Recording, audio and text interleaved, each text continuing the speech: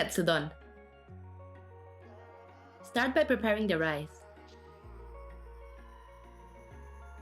Make a few small cuts where the meat meets the fat to prevent the meat from rolling when frying. In a bowl, add the egg and mix it. In a plate, add the panko. In another plate, add some flour. Coat the meat in the flour. Then dip it in the egg.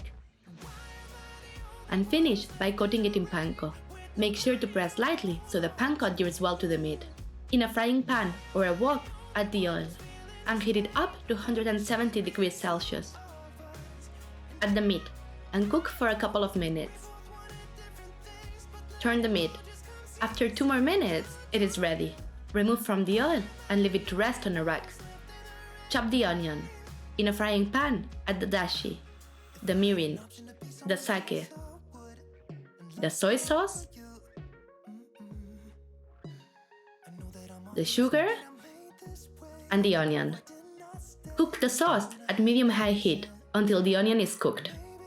If I wasn't recording this recipe, I would normally use this time to fry the meat. And speaking of meat, it is now the perfect time to cut the meat into bite-sized pieces. Add the egg in a bowl and beat it lightly. When the onion is ready and the sauce has been reduced, add the meat and the egg. Cover and leave it to cook until the egg is 80% done. Add the rice to a bowl, and as soon as the egg is ready, top it with this delicious katsudon we have just prepared. If you like this recipe, don't miss those two.